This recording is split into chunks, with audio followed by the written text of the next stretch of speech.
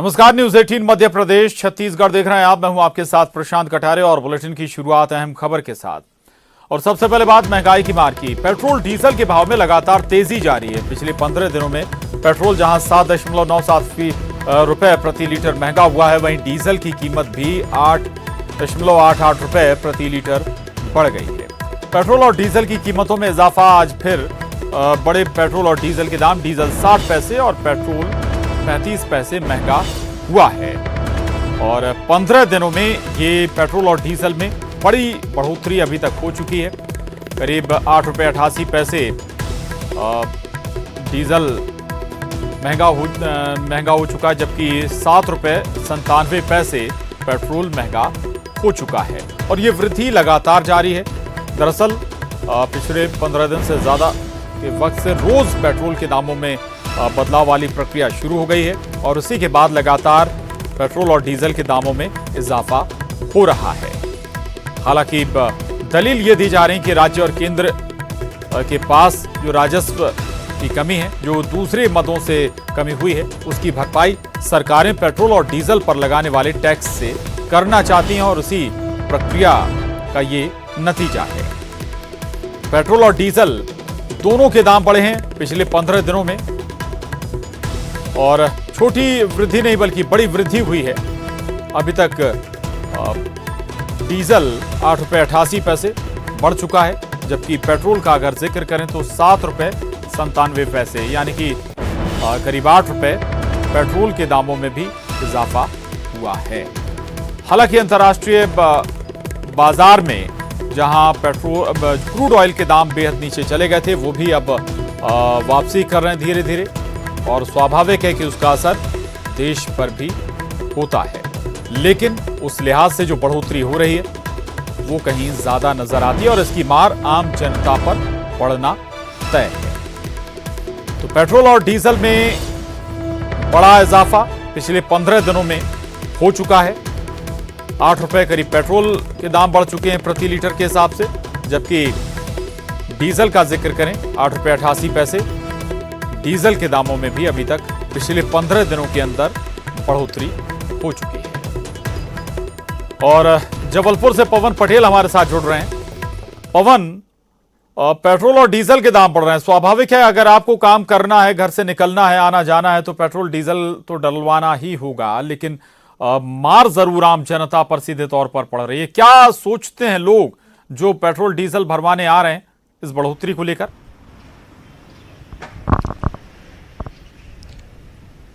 जी प्रशांत, जैसा कि अभी तक के इतिहास में अगर देखा जाए तो पेट्रोल के दाम 88 रुपए 90 पैसे पहुंच गए हैं, वहीं डीजल के दाम जो है 77 रुपए 86 पैसे करीब हो चुके हैं। तो ये अभी तक की सबसे बड़ी बढ़ोतरी है, सबसे ज्यादा दाम पहुंच गए हैं। और इसके बाद जो लोगों की स्थिति है, तो जबलपुर में चूंकि आज टोटल लॉकडाउन है तो लोगों को घरों से निकलने नहीं मिला, लेकिन ये निश्चित है कि ये बहुत बड़ी मार है। लॉकडाउन के कारण लोगों का रोजगार, व्यवसाय, धंधे सब चौपट हो चुके हैं और उसके बाद में लोग चाह रहे थे कि राहत मिलेगी, महंगाई कम होगी, कुछ उन्हें सहूलियत मिलेगी सरकार से। यदि ऐसी स्थिति में पेट्रोल डीजल के दाम बढ़ रहे हैं तो निश्चित ही उनकी जेब पर भी असर पड़ेगा और आने वाले दिनों में डीजल के दाम बढ़ने के कारण महंगाई भी बढ़ेगी और उसका नकारात्मक असर यानी बुरा प्रभाव कह सकते हैं, बुरा प्रभाव भी लोगों पर देखने को मिलेगा। तो लोग इस समय जो ये दौर चल रहा है कोरोना का, ये कहीं ना कहीं हर तरफ से मार दे रहा है। आम जनता के लिए कहीं ना कहीं बड़ी परेशानी का समय ये गुजर रहा है। जी बिल्कुल, आम जनता के लिए वाकई में ये परेशानी का सबब भी है जो लगातार बढ़ोतरी पेट्रोल और डीजल के दामों में हो रही है। पेट्रोल फिर भी कह सकते हैं कि महंगाई दर में उतनी वृद्धि नहीं करता, लेकिन डीजल पवन बहुत ज्यादा असर डालता है। चूंकि ट्रांसपोर्टेशन में डीजल का इस्तेमाल सबसे ज्यादा होता है, जो वाहन ट्रांसपोर्टेशन के लिए इस्तेमाल होते हैं, स्वाभाविक है उसका असर मंडियों पर भी पड़ेगा, उसका असर खाद्य सामग्रियों पर भी पड़ेगा, दूसरी चीजों पर भी पड़ेगा। पवन बिल्कुल बिल्कुल प्रशांत, ये जो मैं भी यही बात कह रहा था कि डीजल के दाम जो हैं अगर वो बढ़ेंगे तो आने वाले दिनों में महंगाई बढ़ेगी हर तरफ से। यदि देखा जाए तो आज के दौर में जिनके पास रोजगार है और उनको सैलरी में कटौती हो रही है, कई लोगों की नौकरी जा चुकी है, बहुत सारी कंपनियां भी पहले भी जीएसटी और नोटबंदी के बाद बंद हुई थी, और ये कोरोना काल का जो नकारात्मक असर है देखा जाए तो बहुत व्यापक स्तर पर है जो देखने को मिल रहा है। और इस वक्त हम पेट्रोल पंप पे खड़े हैं, हमारे साथ में पेट्रोल पंप के कर्मचारी भी हैं, उनसे भी जानते हैं कि इस लगातार जो वृद्धि हो रही है पेट्रोल के दामों में उसका क्या असर बिक्री पर देखने को। बहुत असर पड़ रहा है सर, आम जनता के लिए बहुत दिक्कतें हैं। इतना हाईएस्ट रेट हो गया है, जो पहले 85 रुपए तक गया है, आज के डेट में 86 रुपए 90 पैसे हो गया है। डीजल 77 रुपए 81 पैसे हो गया है। बहुत असर है सर। बिक्री पर क्या असर है? घटी? बिक्री भी थोड़ी घटी है, लेकिन आम जनता के लिए तो बहुत दिक्कतें हो गई ना। जो आदमी मतलब एक्स्ट्रा पेट्रोल डला के चलता रहा वो आजकल नहीं डला रहा है। तो प्रशांत, ये स्पष्ट जो पेट्रोल पंप के कर्मचारी हैं वो बता रहे हैं कि जो लोग पहले एक्स्ट्रा पेट्रोल भरवा कर रखते थे वो अब पेट्रोल के दाम क्षमता जो है उनकी खरीदने की कम हो गई है, कम पेट्रोल भरवाते हैं। बिल्कुल स्वाभाविक है, लोगों की क्षमता कम हुई है और जो अगर और दूसरे कामों से भी कई बार ऐसा होता है कि आप ज्यादा इस्तेमाल करते हैं पेट्रोल डीजल का, लेकिन अब लोगों ने भी सीमित मात्रा में ही पेट्रोल और डीजल का इस्तेमाल करना शुरू कर दिया है। शुक्रिया पवन इस पूरी जानकारी के लिए। तो ये 15 दिनों की तस्वीर है। दरअसल 15 दिनों में ये बड़ा इजाफा पेट्रोल और डीजल में हो चुका है और इससे स्वाभाविक है कि महंगाई दर बढ़ेगी ही। अगली खबर का रुख कर रहे हैं। स्वास्थ्य मंत्रालय के रविवार सुबह जारी किए गए आंकड़ों के अनुसार देश में अभी कोविड-19 से कुल संक्रमितों की संख्या 4,10,461 पहुंच गई है। पिछले एक दिन में 15,413 नए मामले सामने आए हैं। अभी तक 1,69,451 सक्रिय मरीज हैं और 2,27,756 लोग अभी तक ठीक भी हो चुके हैं। तो ये दरअसल जो देश का आंकड़ा है 4 लाख को पार कर गया है कोरोना संक्रमित मरीजों का और 15,413 नए मामले पिछले एक दिन में सामने आए हैं और साथ ही 1,69,451 अभी सक्रिय मरीज हैं, जबकि 2 लाख से ज्यादा स्वस्थ हो चुके हैं। आगे बढ़ते हैं, खबर इंदौर से, जहां सऊदी अरब से सॉफ्टवेयर इंजीनियर आया जो कि कोरोना पॉजिटिव है। 3 दिन पहले ये इंदौर आया था। प्राइवेट लैब की जांच में ये कोरोना संक्रमित पाया गया है। एमवाय अस्पताल के 6 डॉक्टर भी संक्रमित पाए गए हैं। हॉस्टल में ये सभी इंटर्न डॉक्टर रह रहे थे। हॉस्टल में मिलने आया डॉक्टर का भी भाई भी पॉजिटिव निकला है और सभी को अब कोविड केयर सेंटर भेजा गया है। हॉस्टल के सभी डॉक्टरों के भी सैंपल लिए गए हैं। तो ये खबर इंदौर से है, चिंता बढ़ाती भी है कि जो डॉक्टर हैं, इंटर्न डॉक्टर, वो भी कोरोना संक्रमित पाए गए हैं और सऊदी अरब से आया एक इंजीनियर भी कोरोना संक्रमित पाया गया है। अरुण हमारे साथ जुड़ गए हैं। अरुण, कोई लापरवाही हुई क्या? चूंकि एक इंजीनियर अगर आया है बाहर से, दूसरे देश से, तो क्या उसे प्रॉपर क्वारंटाइन में नहीं रखा गया या फिर डॉक्टर, इंटर्न डॉक्टर भी अगर संक्रमित निकल रहे हैं तो ये चिंता और बढ़ा रहा है। बिल्कुल, ये सॉफ्टवेयर इंजीनियर जो था ये इंदौर आया था, लेकिन ये रहने वाला घाटा बिल्लौद धार का है और धार से इंदौर 3 दिन पहले आया था और यहाँ पर एक होटल में रह रहा था। वो 3 दिन से इंदौर में रहा और उसे जैसे ही तबीयत उसकी बिगड़ी तो उसने अपनी जांच कराई। जांच में पता लगा कि वो कोरोना पॉजिटिव है, तो उसको अभी अरबिंदो अस्पताल में भर्ती कराया गया है। साथ ही अगर डॉक्टरों की बात की जाए तो 2 डॉक्टर थे जिनकी ड्यूटी इन अस्पतालों में लगी हुई थी, कोविड अस्पतालों में। उनकी वजह से ऐसा लग रहा है कि संक्रमण फैला है और करीब 6 डॉक्टर इससे संक्रमित हो गए हैं और डॉक्टर का एक भाई जो उससे मिलने आया था हॉस्टल में, वो भी संक्रमित निकला है। तो कल 7 लोग कोरोना पॉजिटिव हो गए हैं डॉक्टर की वजह से। 72 डॉक्टर इस हॉस्टल में रहते हैं जिनकी कोरोना की जांच करा ली गई है और इसमें से अभी 7 डॉक्टर कोरोना पॉजिटिव आए हैं। तो ये जो कोरोना का संक्रमण है लगातार इंदौर में बढ़ रहा है और अगर मौतों की बात की जाए तो तकरीबन 4 मौतें रोज इंदौर में हो रही हैं। अब तक 197 मौतें इंदौर में कोरोना की वजह से हो चुकी हैं और जो मृत्यु की जो दर है कोरोना से वो 4.6% तक पहुंच गई है। तो जो औसतन मृत्यु दर है वो देश में सबसे ज्यादा इंदौर में बताई जा रही है। तो ऐसे में आप समझ सकते हैं कितना गंभीर मामला इंदौर में है और चिंताजनक हालात भी अब इंदौर में बनते जा रहे हैं, क्योंकि 40 से 50 कोरोना पॉजिटिव मरीज औसतन रोज निकल रहे हैं। जी अरुण, वजह क्या है? अब मरीज भी ज्यादा फिर एक बार निकलने लगे हैं और मौतों की दर भी आप बता रहे हैं कि स्वाभाविक है, ज्यादा है। क्या अब धीरे धीरे जो ढील दी जा रही है, अनलॉक की तरफ हम बढ़ रहे हैं, वो एक वजह इंदौर में है? बिल्कुल, देखिए अनलॉक एक वजह है क्योंकि अब धीरे धीरे प्राइवेट निजी सब वो ऑफिस भी खुल गए हैं, इसके अलावा बाजार भी खुल गए हैं और तमाम चीज़ें धीरे धीरे खुलती जा रही हैं, सैलून भी खोल दिए गए हैं। ऐसे में लोगों को ज़्यादा एहतियात बरतने की ज़रूरत है, लेकिन इसी में थोड़ी सी लापरवाही बरती जा रही है और यही कारण है कि अब मरीज धीरे धीरे बढ़ने लगे हैं। तो ऐसे में लोगों को अभी भी सोशल डिस्टेंसिंग, मास्क का पालन, बार बार हाथ धोना, सैनिटाइज करना, इन सब चीज़ों का ध्यान रखना होगा। साथ ही जो भीड़ भाड़ वाले इलाके हैं उनमें जाने से बचना होगा। किसी बिना काम के कहीं किसी को मूव नहीं करना होगा ऐसे में, क्योंकि कोरोना फिर से बढ़ सकता है, फिर से उसका अटैक हो सकता है। इसलिए लोगों को ज़्यादा एहतियात बरतनी होगी क्योंकि इंदौर सबसे संक्रमित शहरों में है, रेड जोन में है। ऐसे में इंदौर को ज़्यादा एहतियात बरतने की ज़रूरत है। बिल्कुल, बहुत ज़रूरत है एहतियात बरतने की, चूंकि कुछ हद तक चीज़ें संभली थी, लेकिन अचानक ऐसा लग रहा है कि फिर न केवल डेथ रेट बढ़ गई है बल्कि मामले भी लगातार सामने निकल कर आ रहे हैं इंदौर में। शुक्रिया अरुण आपका इस पूरी जानकारी के लिए। आगे बढ़ते हैं और अब खबर भोपाल से। राजधानी में 30 नए कोरोना पॉजिटिव मरीज मिले। ईदगाह हिल्स की प्रिंस कॉलोनी में एक परिवार के 4 सदस्य संक्रमित पाए गए हैं। इसके अलावा शाहजहानाबाद से 5 कोरोना संक्रमण के मामले सामने आए हैं, जबकि बैरागढ़ से 5 नए कोरोना पॉजिटिव मिले हैं। वहीं कोटरा, सुल्तानाबाद, जहांगीराबाद में भी संक्रमण के नए मामले सामने आए हैं। इंडस टाउन और बाणगंगा क्षेत्र में भी कोरोना संक्रमण के नए मामले सामने आए हैं। तो राजधानी भोपाल में भी फिर 30 नए कोरोना पॉजिटिव मामले निकले हैं। पूजा माथुर हमारे साथ जुड़ गई हैं। पूजा, ये सब वही हॉटस्पॉट हैं या फिर कुछ नए क्षेत्र भी हैं जहां से नए मामले सामने आए?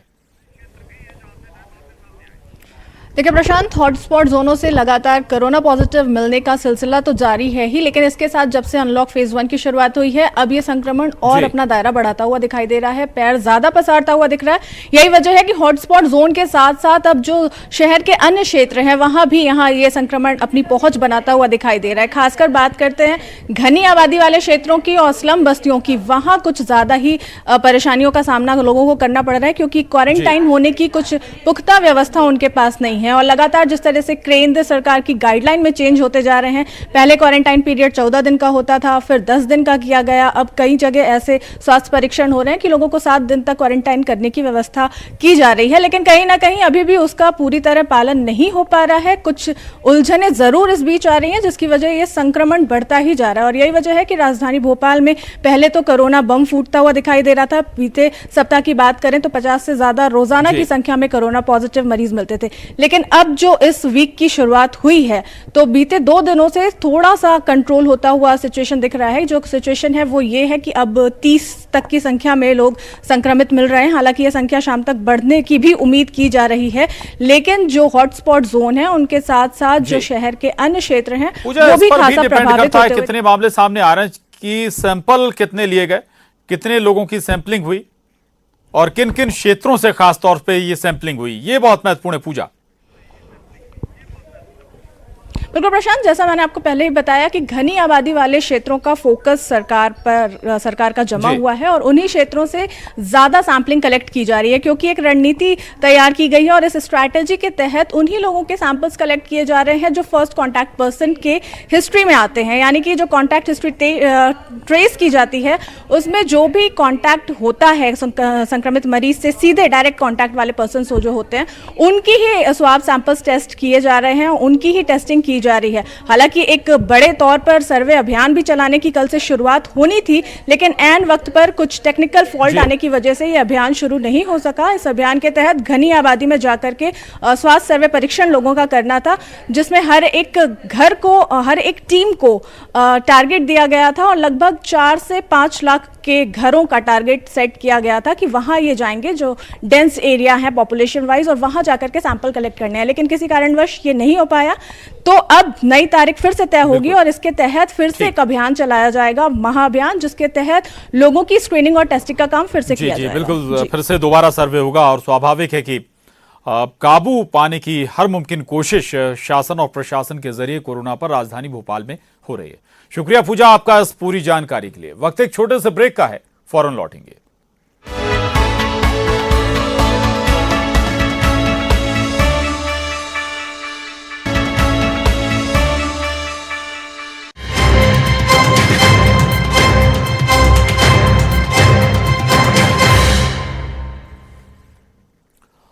ब्रेक बाद बड़ी खबर है सूत्रों के हवाले से। गलवान घाटी में हुई झड़प से जुड़ी ये बड़ी खबर है। झड़प में चीनी सेना के कर्नल को भारतीय सेना ने पकड़ा था। 10 भारतीय सैनिकों के बदले चीनी कर्नल को छोड़ा गया है। कर्नल रैंक के अधिकारी को छोड़ा गया था। तो ये बड़ी खबर है गलवान घाटी से जुड़ी हुई। दरअसल गलवान घाटी में भारतीय और चीनी सैनिकों के बीच झड़प हुई थी। इसमें भारतीय जवान शहीद भी हुए थे, लेकिन खबर यह भी आई थी कि बड़ी संख्या में चीनी सैनिक भी इस झड़प में हताहत हुए थे। और सूत्रों के हवाले से ये अहम खबर इसी मामले से जुड़ी हुई। गलवान घाटी में झड़प पर यह अहम खबर है। झड़प में चीनी सेना के कर्नल को भारतीय सेना ने 10 भारतीय सैनिकों के बदले में छोड़ा है। और संदीप हमारे साथ जुड़ गए हैं दिल्ली से। संदीप, गलवान विवाद को लेकर या गलवान में जो झड़प हुई थी उसके बाद अब धीरे धीरे रह रहकर खबरें आ रही हैं, यानी कि जो 10 जवान भारतीय जवान छोड़े गए हैं उनके एवज में एक चीनी कर्नल को भी छोड़ा है भारतीय सेना ने। संदीप। बिल्कुल बिल्कुल, देखिए जिस तरीके से उस रात को 15 जून की रात को विवाद हुआ, खूनी संघर्ष हुआ, उसके बाद जो है दोनों तरफ की फौजों ने जो है कुछ ऐसे सिपाही थे जिनको जो है कैप्चर किया था। जैसे खबरें अब आ रही हैं कि 10 लोग जो हैं, 10 सेना के जवान, जो भारतीय सेना के जवान चीन के पास थे, तो उसी तरह से जो है भारतीय सेना के पास भी चीन के कर्नल रैंक के अधिकारी जो है उनको भारतीय सेना ने अपने पास पकड़ के रखा था। उसके बाद लगातार मेजर जनरल लेवल की टॉक्स हुई और उसके बाद जो है उसको छोड़ा गया। कह सकते हैं कि अभी और भी चीजें जो है धीरे धीरे निकल कर आई, क्योंकि आपको भी पता है कि ये सेना सीमा से संबंधित चीजें हैं और इतनी जल्दी बिल्कुल एग्जैक्ट तस्वीर जो है वो कभी नहीं आ सकती है। लेकिन धीरे धीरे कोशिश यही है कि धीरे धीरे खबरें आएंगी। लेकिन सूत्रों के हवाले से खबर है कि भारतीय सेना ने भी जो है चीन सेना के एक कर्नल रैंक के अधिकारी को जो है अपने पास पकड़ के रखा था। और जब भारतीय सेना के 10 जवान जो कि उनके कब्जे में थे, उनको जब छोड़ा गया और तो उसके बाद ही जो है चीन के जो सेना के जो कर्नल है उनको छोड़ा गया। तो कह सकते हैं कि उस रात को जो वहां पे हुआ वो वाकई बड़ा दुर्भाग्यपूर्ण था। हम लोगों को काफी कैजुअलिटी हुई, लेकिन हम लोगों ने उन कैजुअल को ओन किया, यानी कि हमने माना कि हमारे यहाँ कैजुअलिटी, लेकिन चीन जो है वो अब तक नहीं मान रहा है। 62 के बाद से लेकर जितनी बार भी संघर्ष हुआ, चीन ने कभी इस बात को माना ही नहीं है कि उनके यहाँ पे कोई कैजुअलिटी हुई है, या जो कैजुअलिटी के फिगर जो हैं वो हमेशा से ही कम दिखाए गए हैं उनकी तरफ से। एक मोरल बूस्टअप के लिए जो है कोशिश चीन की हमेशा इसी तरीके से रहती है कि इंटरनेशनली भी कहीं पर इस तरीके की चीजें ना हो कि चीनी सेना कमजोर है। यही वजह है कि हमेशा वो आंकड़ों के साथ खेलती, आंकड़े छुपाती है, और इस बार भी वही हुआ है। अभी तक जो है चीन ने ना तो किसी सैन्य अधिकारी के भारतीय सेना के पास कब्जे में होने की बात स्वीकार की है, ना ही उसने ये भी स्वीकार किया है कि उनके यहाँ पे कितने घायल है, कितने मारे गए हैं। जी बिल्कुल बिल्कुल। हालांकि टॉक्स अपने अपने स्तर पर कई स्तर पर जरूर चल रही होंगी संदीप, लेकिन ये बहुत महत्वपूर्ण है कि जो जवान हैं वो सुरक्षित वापस आए हैं। 10 जवान, हालांकि 20 जवानों की कैजुअलिटी भी हुई, शहादत भी हुई थी। बहुत महत्वपूर्ण बात आप कह रहे हैं कि चीन आंकड़े जरूर छुपाता है, लेकिन जो सोर्सेस के जरिए कुछ और खबरें भी आई थी संदीप की, जितने हमारे जवान शहीद हुए हैं उससे कहीं ज्यादा तादाद में चीनी सैनिक मारे गए हैं। तो देखिए कुछ अपोस्ट खबरें जरूर हैं, क्योंकि आधिकारिक तौर पर चीन ने कभी इसको क्लेम नहीं किया है। लेकिन जो लोग उस वक्त फ्रंट में थे, जिन लोगों के बीच में हाथापाई हुई, जिन लोग दोनों सेना के जवान, भारतीय सेना के जवान, वही लोग सबसे बेहतर बता सकते हैं कि उन लोगों की किस तरीके से कैजुअलिटी हुई है। क्योंकि आप समझ सकते हैं कि जिस जगह पे विवाद हो रहा था, ये संघर्ष हुआ, उस वक्त रात का समय था, अंधेरा था, ठंड थी, 16,500 फीट की ऊंचाई का वो इलाका है और बताया जा रहा है कि धक्का मुक्की में कई सारे सैनिक जो है चीन के वो जो कि गलवान नाले में भी जाके गिरे हैं। तो इस तरीके की खबरें जो है अब धीरे धीरे छन छन के बाहर आ रही हैं कि आखिर उस रात को हुआ क्या। उम्मीद यही कर रहे हैं कि आने वाले कुछ दिनों में पूरी तस्वीर भी साफ हो जाएगी, लेकिन चीन की जिस तरीके की स्थिति है, बिल्कुल आने वाले वक्त में और धीरे धीरे तस्वीर को साफ होगी कि दरअसल उन दो झड़पों के दौरान हुआ क्या था, क्या स्थिति हुई थी, किसकी कितनी कैजुअलिटी हुई थी। ये हो सकता है तस्वीर आने वाले वक्त में और साफ हो जाए। शुक्रिया संदीप आपका इस पूरी जानकारी के लिए, धन्यवाद। और स्वाभाविक है कि ये बड़ी खबर है सूत्रों के जरिए बहुत महत्वपूर्ण है कि जो 10 भारतीय जवान छोड़े गए थे उसके पीछे 3 कर्नल रैंक के जो अधिकारी थे चीनी सेना के, वो भारतीय सेना के कब्जे में थे। जब पहले भारतीय सैनिक छोड़े गए उसके बाद इन कर्नल रैंक के चीनी अधिकारियों को छोड़ा गया है। और एक और अहम खबर, कोरोना संकट के बीच आज देश भर में अंतर्राष्ट्रीय योग दिवस मनाया जा रहा है। कोरोना वायरस के चलते इस बार लोग घरों और डिजिटल प्लेटफॉर्म पर योग कर रहे हैं। आयुष मंत्रालय ने कहा है कि कोरोना वायरस के चलते इस साल ऐसे जन समारोह पर फोकस कम है और कोशिश की गई है कि लोग अपने घरों पर पूरे परिवार के साथ योग करें और अपनी नाभि के बराबर लगाएं और लंबी गहरी सांस लेते हुए।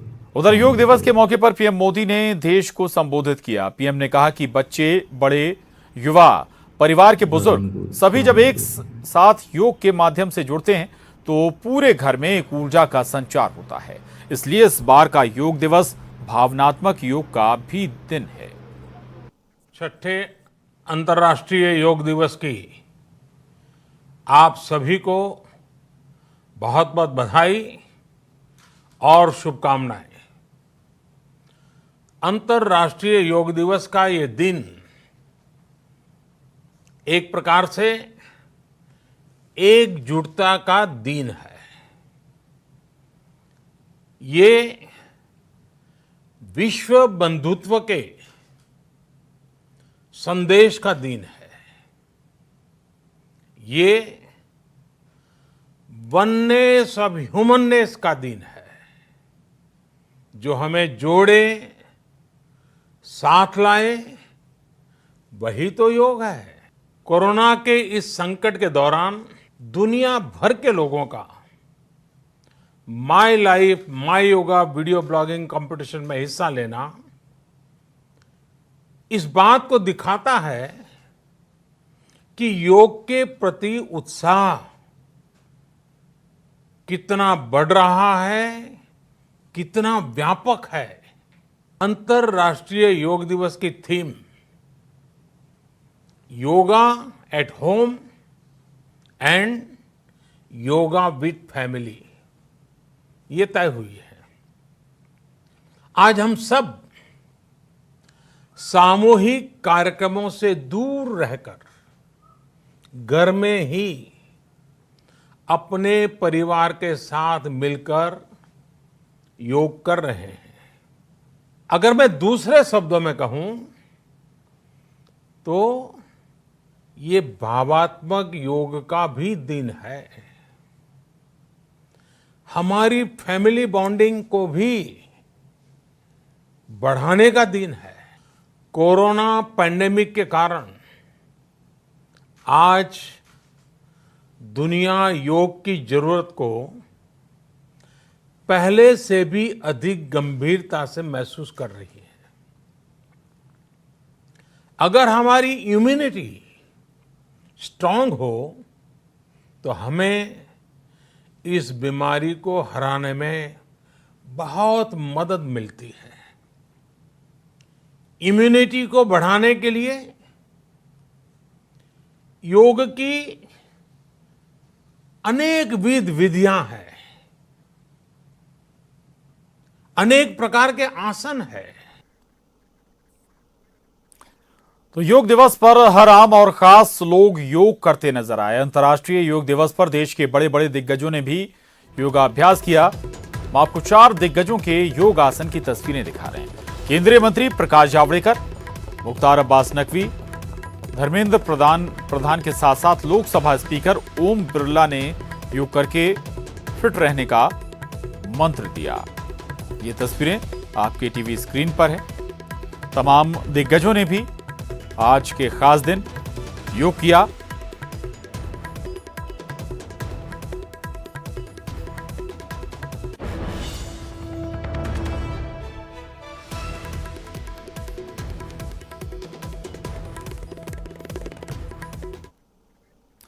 आगे बढ़ते हैं और अब खबर भिंड से है, जहां पुरानी रंजिश में गोलीबारी हुई है। दो गुटों के बीच जमकर गोलियां चली हैं। गोली लगने से दोनों पक्ष के एक एक व्यक्ति की मौत हुई है। रामवीर यादव और जोगेश यादव की मौत हो गई है इस गोलीबारी में। मेहुना थाना क्षेत्र के अचलपुरा गांव की ये घटना है। भारी पुलिस बल मौके पर मौजूद है। तो ये बड़ी खबर भिंड से है, जहां पुरानी रंजिश में बताया जा रहा है कि गोलीबारी हुई है। दोनों पक्षों के एक एक व्यक्ति की इस गोलीबारी में मौत हुई है। और रामवीर यादव जिनकी मौत हुई है, उनके नाम रामवीर यादव और जागेश यादव बताए जा रहे हैं। मेहुना थाना क्षेत्र के अचलपुरा गांव का ये मामला है। पुरानी रंजिश इस पूरी वारदात के पीछे बताई जा रही है। पुराना विवाद ने आखिरकार ये रूप ले लिया, जिसमें जमकर एक दूसरे पर गोलियां बरसाई गईं। नतीजतन दो लोगों की जान भी चली गई, मौत भी हो गई। जिनकी मौत हुई है उनमें रामवीर यादव और जोगेश यादव बताए जा रहे हैं। दो पक्ष आमने सामने आ गए थे। हथियार और गोलियां भी चली। दो लोगों ने जान भी गंवाई है इस वारदात में। और इसके साथ ही बुलेटिन में बस इतना ही। खबरों का सिलसिला जारी है।